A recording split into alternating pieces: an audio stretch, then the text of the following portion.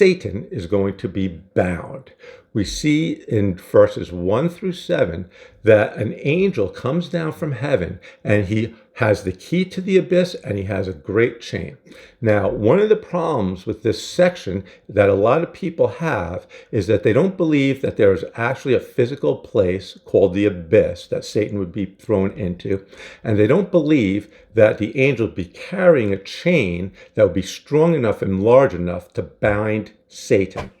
Well, here's the problem with that. Just because we can't understand how it can exist doesn't mean the abyss doesn't exist. For instance, think about heaven. Everybody agrees that there's a heaven. Everybody agrees that Jesus is right now in heaven. He's sitting at the right hand of the Father. Where is it? Where is this heaven? Do we see it? Do we know where it is? Can we point to it? No, we can't.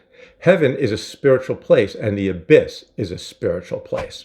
The abyss is a real place that Satan is going to be thrown into, even if we can't understand about a physical, spiritual place, just as heaven is right now a physical, spiritual place. And why do I say that? Well, remember, Jesus is in his resurrected body. It's his physical resurrected body. It's the same resurrected body that we're going to have at the resurrection. And where is he? He's at the right hand of God in heaven. So heaven must somehow be able to be both a spiritual, physical place that it can hold the resurrected Christ. And that is exactly what the abyss is going to be like. Where is it?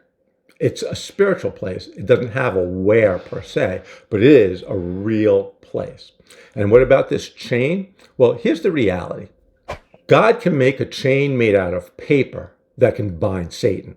It doesn't even need to be a huge, long chain. It could be 5 links, and it would hold Satan if God said, this paper chain now binds you, Satan, and Satan will be able to not go anywhere or do anything. And what I want to make a point here, though, is really important because we can get into a lot of arguments over whether it's a real physical place or whether it's not a physical place or whether there's a chain big enough. Here's the point that's being made by John. There's going to be a 1,000-year period when Satan can have no effect on the earth. He's bound. He cannot affect the world. It literally says so that he cannot deceive the world. And so here's a problem that amillennialists have. We know that amillennialists believe that right now we're in the millennial period.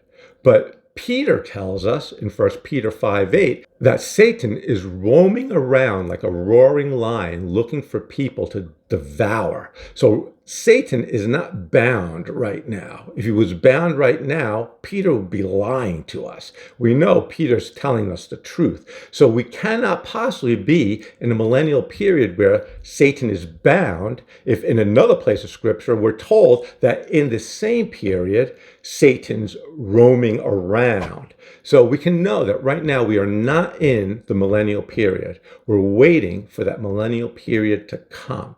Satan is now bound for 1,000 years, and he will not be able to deceive the nations for that 1,000 years.